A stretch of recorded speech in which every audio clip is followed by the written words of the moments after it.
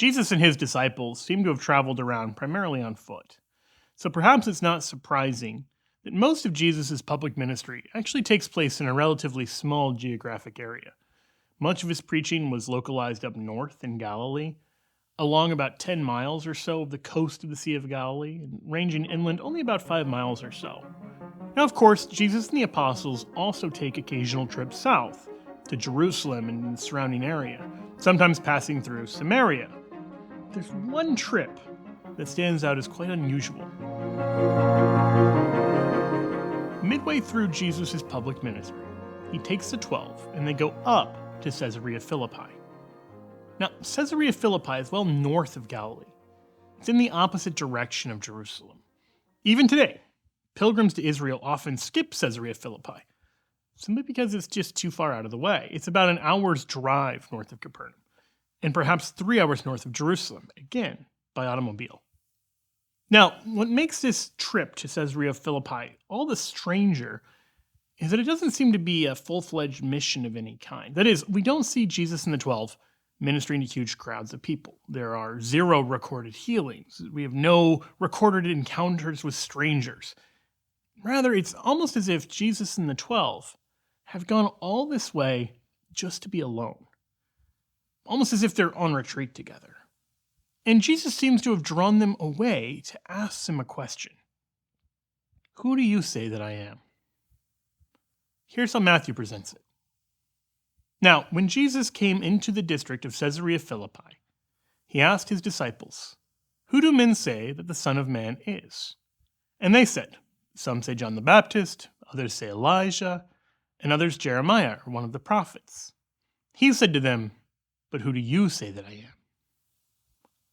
This question is at the heart of Christianity. Pope Benedict famously wrote that being Christian is not the result of an ethical choice or a lofty idea, but the encounter with an event, a person, which gives life a new horizon and a decisive direction. But as Bishop Robert Barron points out, Jesus' question here is a really strange question. Here's how Bishop Barron puts it. He says, "We're so accustomed to hearing this question in the Gospels that we've lost a sense of its peculiarity. He didn't ask them what people thought about his teaching, or what impression he was making, or how the crowds were interpreting his actions, reasonable enough questions. He wanted to know what they thought about his identity, his being." So this question that Jesus is asking, this question right at the heart of Christianity, is radically unlike the questions being presented by the central figures of other religions. In the modern West, we sometimes have this false, mistaken view that Jesus and Muhammad and Buddha were basically up to the same thing. But they weren't, and they didn't even pretend to be. Even Jesus and Moses are different in this regard. It's clear who Moses is. He's God's prophet. But here we've made it halfway through Jesus' public ministry. And Jesus still finds it worthwhile to ask his closest followers who they think he is. And as Bishop Barron notes, it's instructive that silence ensued. Not even the intimate company of the Lord knew the answer. Before we hear how Simon Peter breaks that silence, allow yourself to sit with it. How might you answer it? I don't just mean what's the right theological answer. I'm sure you know that. But look at your whole manner of life, what you say, but also what you do, how you spend your time and your money.